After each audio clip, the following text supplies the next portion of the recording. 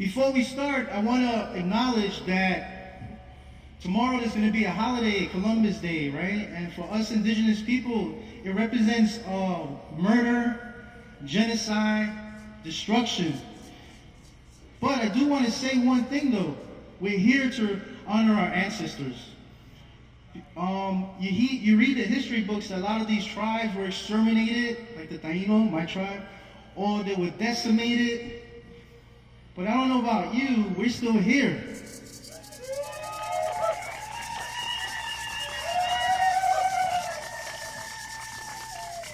So on everyone's behalf, I ask Mayor de Blasio and the City Council to please consider going forward that Indigenous People Day be honored here in New York City.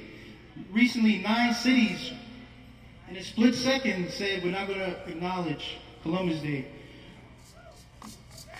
All right.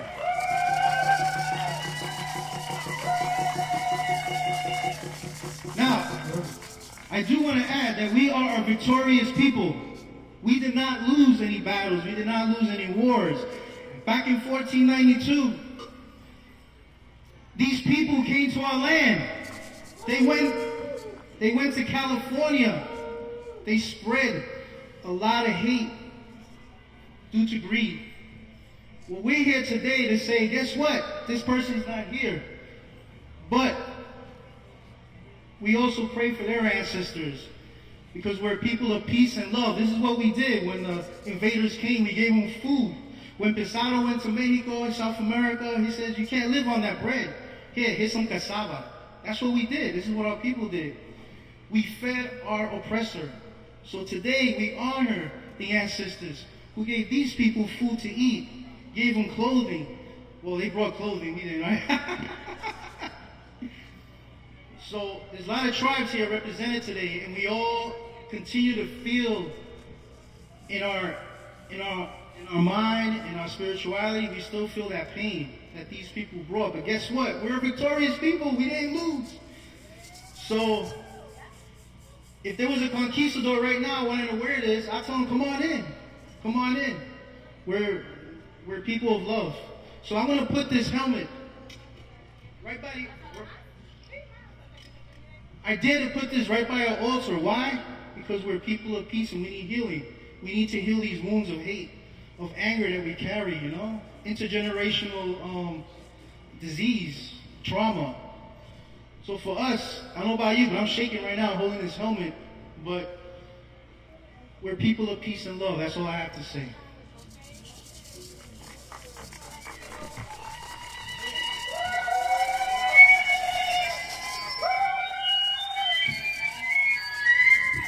I also want to acknowledge a lot of people that are here today.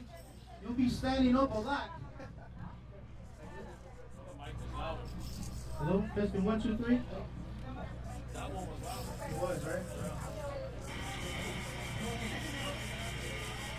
I'm going to invite Maritza Feliciano Potter. And I'm going to invite Yaru, Yesenia Rosa to please come on up. Now they're carrying 2 staffs. These staffs were donated by them.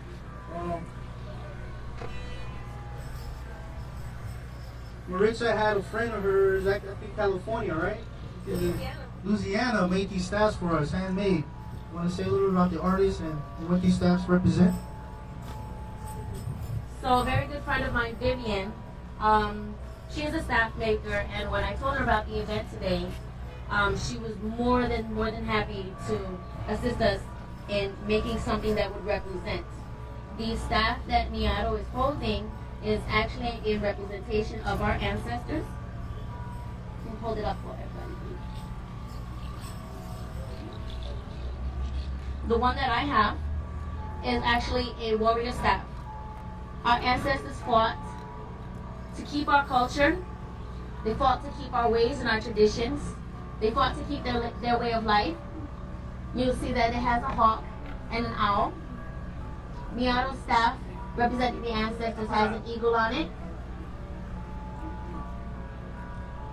And we wanted to have something of substance, something physical, because people are just tangible like that.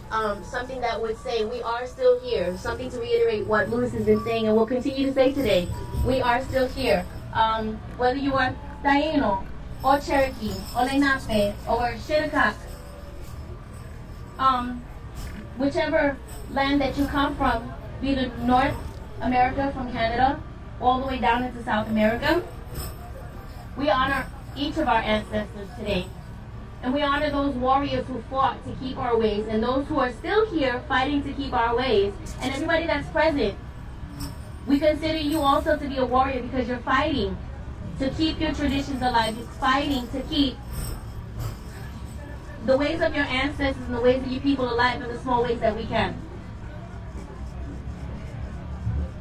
Thank you. Want to say a few words? Niado, Taino.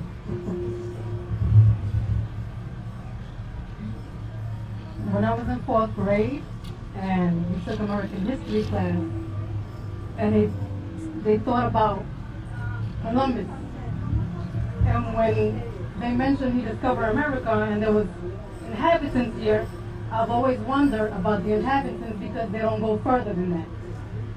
When I started getting older, I was wondering, where did I get my genes from when my mother looks white, and my father looks white, and everybody in my family looks white? But that was from the people they got raped. But my genes survived. And I was treated certain ways growing up as a Puerto Rican. I was never Puerto Rican. In the Puerto Rican culture, we're European, Native American, and African. A lot of people don't acknowledge that. But me, I was in between with no identity. I'm in a black community. I was too light for the black people. I'm in a Hispanic community. I'm too dark. I never had an identity. I acknowledge that I have European blood. I acknowledge my African blood. But my native, it never left. When Columbus spoke about how my people were, then I understood where my character came from. It didn't come from church. It didn't come from church. My kindness came from a blood that is rooted inside of me. I found out who I was. My kindness, I didn't learn that in church. It was me. It's who I am now. If I see a homeless person, I don't care if you're a crackhead. I will give you the last 20 I got. I don't judge you, because that means that your life is worse than me and I'm not better than you. I'll give you my last 20. If you're going to get high off of it and it makes you happy, as long as it made you happy today. That's what love is. That's what kindness is. We don't judge anybody. And I'm going to keep fighting to abolish Columbus Day. We have a few states, more than 9. I think it was 16 different states, because we fight every year. And I'm going to start the petition again. Italians, you can have your parade. We love everybody. Celebrate Amerigo Vespucci. He's the one that gave this name America. But Columbus needs to be abolished. It needs to be abolished. So we're going to keep fighting for it. My name is Rosa. You can look me up on Facebook. Hopefully I'll start a petition again. And we're going to keep fighting until we get more states to stop this holiday. Because this is like telling Jewish people, just like what the Pope did. He came in and apologized to the indigenous people, and then you're going to put up a statue of a man that was part of the genocide. That's like telling Jewish people, I'm sorry about the Holocaust, but I'm going to put Hitler up, and we're going to celebrate him no matter what. You're disrespecting people that are still here. We're still here. The same way that people can celebrate Jesus. I like Jesus. Jesus is cool. I'm not against Jesus. He's a good man.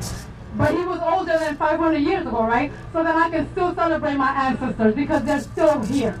We're still here. So please, people, let's keep fighting together until we notice that all this, I believe in it. I don't care if I'm going to be white. If my hair's going to be white, I want to see all the states abolish this holiday. It's not worth it. And I believe it. If we're with one energy and we believe it and we keep spreading the word and teaching people, we're going to get there. We are. Thank you for being here. Sana Coca-Cola.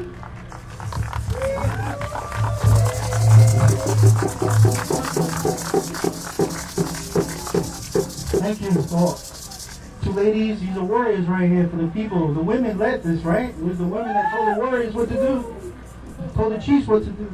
So now we're going to ask the medicine people and the true servants of our communities to come on up and bless these staffs. And these staffs are going to be carried hopefully 20 years from now. This is their remembrance and so on.